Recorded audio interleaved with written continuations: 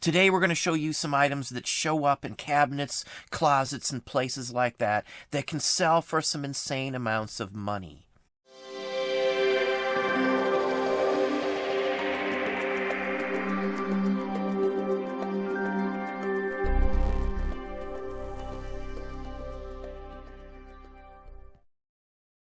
Hey, it's Don, the Auction Professor. Today we're going to talk about things that we find in attics, at estate sales, garage sales, even at thrift stores and flea markets. We find blankets that are worth a lot of money quite often because most people don't think that sort of thing carries much value. Today we're going to look at some of the values and some of the different types that you should be looking for that can net you some good money. So with blankets, the number one that comes to mind are these Navajo Native American blankets. There's blankets that go all the way up to $150,000 or more. Some of these are just spectacular works of art. That is the key to these. You've got to know a lot of information about these, such as which ones had natural dyes and what the dyeing material was. They use plants, minerals, and things like that, ground up, dried, to dye these and to make the color of the wool or whatever material they use to make these. But there's so many other types of blankets that are very easy to distinguish and that still go for some decent money. Now this is another one. This one's stated as a Germantown one. There's a lot that you'll see that are regionally named by where they may have come from and things like that. This one sold for $6,615. Again, you got to know what you're doing in this field, especially if you're trying to invest some money to flip these. Very hard to do unless you really know somebody who knows this area very, very well. Now, on the good plus on this, ones that just look like Native American ones that have Southwestern style and design that are vintage or even up to the new ones still sell for some good money. This is a 1920s or 30s. It's made to look like that. It's got a motif, Native American motif. This is a trade item, something you may have bought on the side of the road or something.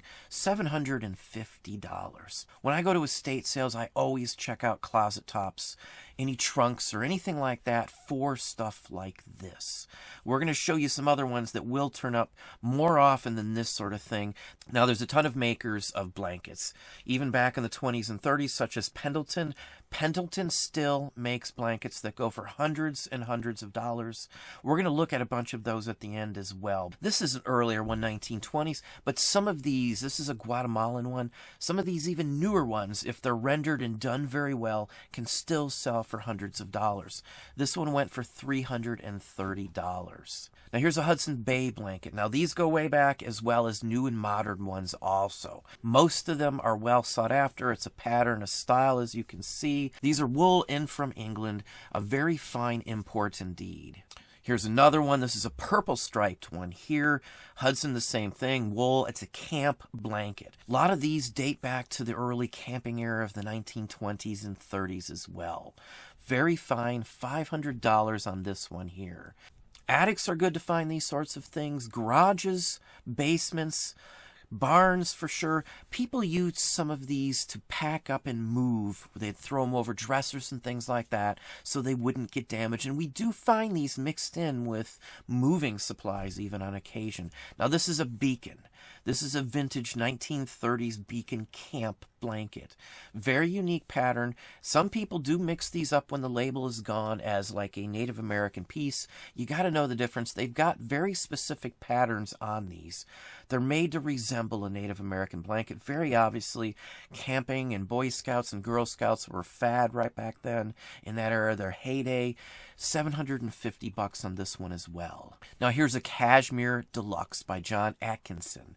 Here's another British vintage one, very fine quality. These look very similar to some of the cheaper models just by first sight, but you have to look at the labels. You have to feel it to feel the quality in this. This one went for $500 as well. These imports from England sell like mad. They look like anything else, some of these, so I always look at these, even at thrift stores, garage sales. If there are a bunch of blankets, even in the middle of summer, I am going to look at all of them. Knowing some of the patterns is a big help as well. Some of the earlier camp blankets come in very specific patterns, such as some of the Pendleton ones that you will find. Now, put together ones are another line here. These are tobacco silks, and I've bought them. I've shown them for those in Patreon. You've seen some that I've acquired as well. Each one of these would have been found in a box of tobacco, cigars, or something along that line. Put together in quilts and blankets, $450. Now, in some cases, people will take these apart to sell them individually, and in other cases, they can go for more money as a blanket. It's displayable, it looks nice as long as there's no damage. Very fine one here at $450, as I said. Now, military blankets are a whole nother line. These are very close to moving blankets. They look very similar, especially some of the World War II ones. Now, many of them, all you'll find is a simple label or initials, such as US for United States, or USN for US Navy, USA for US Army. All of those sorts of things you will see marked on them. Not just with US ones, but many, many different types of branches, including transportation-related ones, which we'll show you some as well. $400 for this 1917 dated one. If it's a U.S. military blanket, 90% of the time I would say they have some sort of label on it with a date or a requisition number where you can date these. Now here's another example. Whether they have a label or not, it has the U.S., it has an ordnance bomb for the U.S. Ordnance Department. So very fine one. Chances are, as you can see here, the label was lost through time. These look very, very close to moving blankets. I have found these at thrift stores, garage sales, church sales. Pretty much anywhere I've went, I've run across these sorts of things. This is an earlier one. Now, some of these can also be called saddle blankets. This is just a nice example here, $220. Now, here's another one with Admiral Dewey of the U.S. Navy. He was a hero of the Spanish-American War. I'm sure this is a piece honoring him.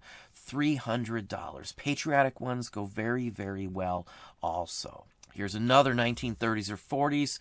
This is a Beacon camp blanket. Beacon is a very good name to look for. If you see Beacon on a blanket, you better spend a few more minutes researching it. This one's Plains, World War II era, $195. One thing on a lot of these that you may not think about is unless you open them up, a lot of these are missed by people. A green big blanket doesn't seem like much because you got to go ahead and fold it back up in the whole works. A lot of people just walk by them without thinking a thing of them. They'll look at all the clothing, they'll look at the shoes, but they won't touch the blankets. We make a lot of money in blankets when we dig into these sorts of things. Now here's a federal blanket. It's a Civil War reenactor's blanket. It's a reproduction, $240. A real one would go for some phenomenal money, $1,000 or better. The reproductions on many of these still go for some good money, as I said. Even new items just like this will sell for top dollar still. Now here's another interesting piece. This one's specifically for a horse, and it is a horse blanket. It's got the MP for Mounted Police. This is a Royal Canadian Mounted Police horse blanket. Very nice. You can see the straps and the mounting pieces as well. $280. This type of thing does not show up very often. 17 bids on it as well. Now, they did them for advertising. There's Star Wars, Black Hole, many different things like that. Now, we're not talking about the modern-day comforters. We're talking about full-fledged, in some cases, like this flannel blankets and things like that. This one's advertisement piece for James Bond, 1965, probably through Gilbert licensing of some sort. Rather interesting. Something you just won't find very often. And as you can see, it sold for almost $400. This would be something very scarce. I doubt many of these are left to this day. Now here's a really interesting one, Cunard White Star. Now the White Star line is the line of the Titanic, and they merged with Cunard, so it was Cunard White Star at one point. So you can date this fairly accurately, 1930s or 40s. It has a number on it, so they know where this belongs on the ship as well. $275 for this. Transportation ones are some of my favorite. Steamship lines in general almost always sell for good money for sure. Now here's a Braniff International. That is a airline, if you didn't know that. Some of these were designed in the mid-mod century look. Nice coloring scheme to this as well. $400. This is a pattern, a style, a thing that will turn up. There's many of these that were made on many different flights, so you will still find these. Now here's an interesting one, the Beverly Hills Hotel and Bungalow. Vintage piece for sure, 40s or so I would gather. Nice colors, nice graphics. They're made by name brand companies as well back from that day. $1,000 on this one here. Now here's a Pullman, it's got a number as well so they know which car this came from. This is a railroad piece. This is just a perfect example of a blanket from one of their sleeper cars. Probably 20s or 30s era, I would gather. $250. Now here's an interesting one. This is Mary Moo's Cow of the Month blanket. Rather interesting piece here. It went for $300. There's limited edition blankets. This is one of those rarities that you just don't see every day. Now let's look at some Pendleton. This is an area that there's a lot to be made in because most people will look at it, they'll see Star Wars, they'll think it's just modern day junk that you could have gotten at Target or something like that, and they'll bypass these. Unless you look at them closely or feel them, you may not realize that Pendleton made these as limited editions, over $1,000 for this set of 4. Even individually here, you have Star Wars, The Last Jedi, modern day, newish, $550. Again, you may see this hanging up somewhere and not think a thing of it, but Pendleton makes limited edition like mad. These sell very, very fast, very, very well. You won't have to hold on to any of these. And they make them for so many different things of modern pop culture. Another example here is Day of the Deadline. Very unique example. Psychedelic, mod, vintage. Again, this is a newer piece though. These are rare. There's limited edition of these. But again, most people won't realize that something that looks like this wasn't bought like at a head shed or something along that line, but it is actually a Pendleton. Now, Pendleton made patterned wool blankets back in the 20s and 30s that go for hundreds of dollars as well. But this is one of the areas that most people miss. This is where you can make some money at for sure. Now again, as I said, there's reproductions of the vintage style. Here's a Pendleton Santa Fe Trail blanket. It's made to reproduce the 1920s and 30s, and even before that, actual Native American blankets. Many people confuse them. Sometimes you'll see people that have taken off the label trying to con people as well. So be careful on these, but there's some good money, even on the reproductions of the modern day ones as well.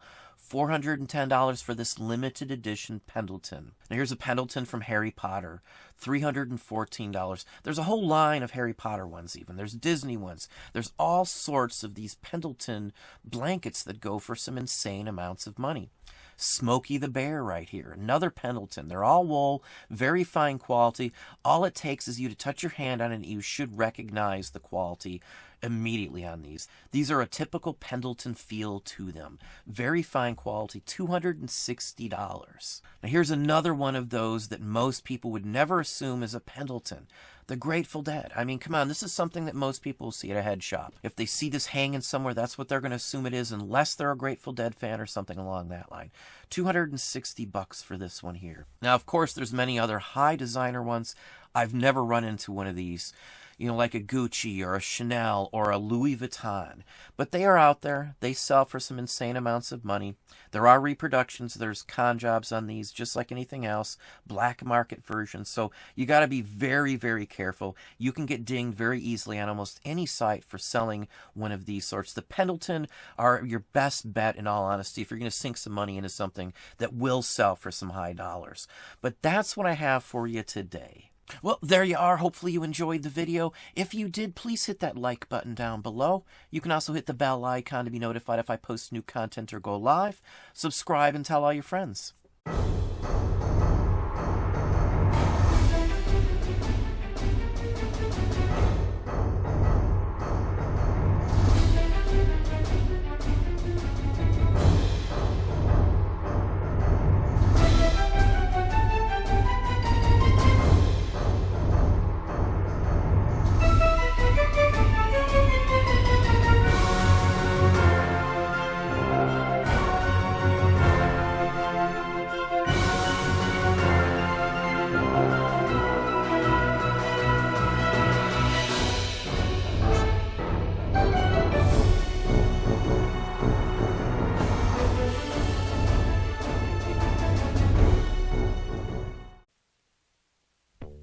helped design my line of AMF Roadmaster wheels, I said make them red, white, and blue to bear my name, Evel Knievel. You can see they're built solid, flashy, and hip, and the bikes come with these safety tips that bear my name, Evel Knievel.